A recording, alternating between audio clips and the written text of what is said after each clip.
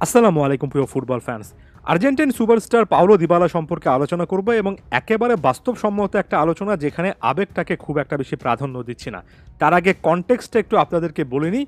রোমা সিরিয়াতে তাদের সর্বশেষ ম্যাচে নাপোলির কাছে ১-০ গোলে হেরে গিয়েছে। খুবই কঠিন এবং ক্রুশাল একটা ম্যাচ ছিল রোমার জন্য, যেখানে রোমেলো লুকাকু একটা ম্যাচ ডিফাইনিং গোল করেছেন। পাওলো দিবালা স্টার্টিং লাইনআপে ছিলেন না, আরও একবার ইনজুরি সংক্রান্ত ইস্যুর কারণে যদিও বদলি হিসেবে শেষের দিকে নেমেছেন, খুব একটা বেশি কিছু করতে পারেননি।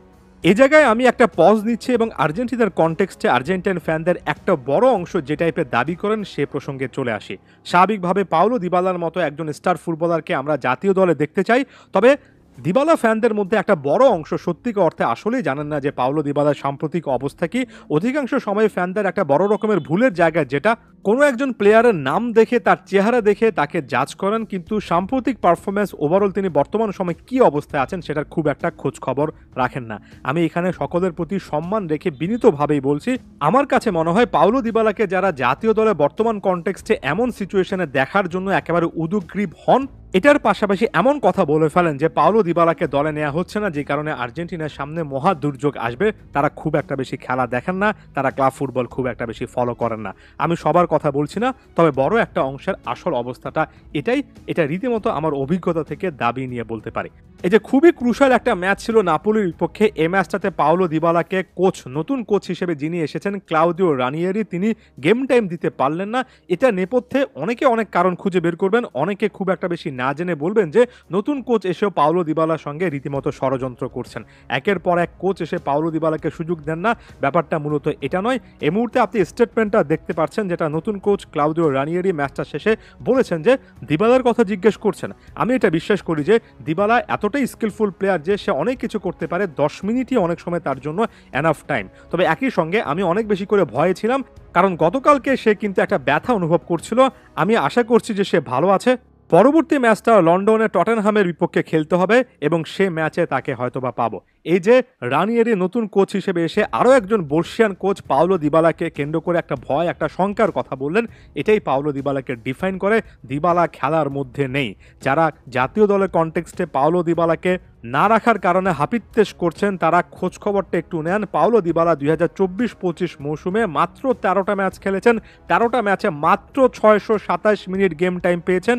90 মিনিট গেম টাইমের হিসেবে 60টার মতো ম্যাচও তিনি কিন্তু খেলতে পারেননি, মাত্র 2টো গোল করেছেন, কোনো অ্যাসিস্ট এখন পর্যন্ত করতে পারেনি। পুরো সিজনের আমরা মাঝপথে চলে এসেছি। গেম টাইমের হিসেবে পাওলো দিবালা 60টা ম্যাচও সেভাবে কমপ্লিট করতে পারেননি। দিবালার ক্যারিয়ারের ক্ষেত্রে এটাই সবচেয়ে বড় সাম আপ। আমি ইনজুরি হিস্ট্রিটাও দিয়ে দিচ্ছি। শুধুমাত্র 2024-25-এর গেল 2 মাস বা চলতি মাসেও যদি ফোকাস করি, অক্টোবরের 30 দিনের মধ্যে 12 দিন ডিরেক্টলি মাঠের বাইরে ছিলেন, 14 দিন মাঠের বাইরে ছিলেন চলতি বছরের নভেম্বর মাস, অর্থাৎ চলতি মাসে, যেখানে মাসটা এখন পর্যন্ত শেষও হয়নি। এই 12-14 দিনের পাশাপাশি একজন প্লেয়ার ট্রেনিং গ্রাউন্ডে ফেরার পরে ম্যাচ ফিট হতে আরও সময় লাগে। এক কথায় বলা চলে যে গত 2 মাসের 2/3 সময় কিন্তু পাওলো দিবালা মাঠের বাইরে ছিলেন।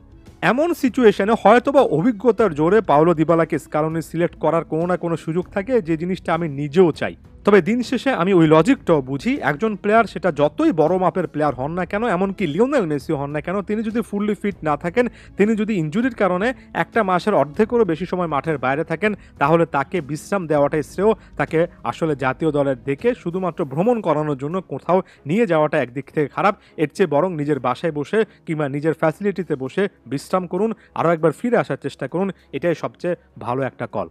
তাই দিবালা সম্পর্কে যখনই কেউ জিজ্ঞেস করেন, আমি একেবারে ক্লিয়ারলি এই মুহূর্তে বলছি, আপনারা সর্বশেষ অবস্থাগুলো অবশ্যই বিচার করার চেষ্টা করবেন। আ performer is as good as his last performance.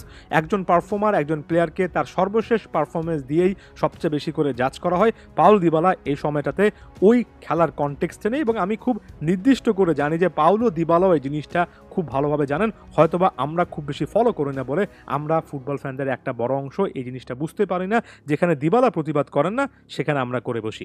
যাওয়ার আগে আরও একটা প্রশ্ন, যেটা আমাকে অনেকেই করেন, যে যারা আসলে এই জিনিসগুলো বোঝেন না আমি কেন তাদেরকে বোঝাতে যাই, কারণ এটা একটা মেজরিটি অংশ। ব্যাপারটা যদি এমন হতো যে 5-10% মানুষেরা এই জিনিসগুলো বুঝতে পারেন না, তাহলে সেটা ইগনোর করা যেত। একটা বড় অংশ, একটা বিশাল অংশ আসলে এই জিনিসটা ফলো করেন না, তাই আলাদা করে আরও একবার বললাম। জানি অনেকের রিয়াকশনটা ভালো হবে না, তবে আমি আমার দায়িত্ব থেকে অ্যাকচুয়াল সিনারিওটা তুলে ধরলাম। ধন্যবাদ সবাইকে।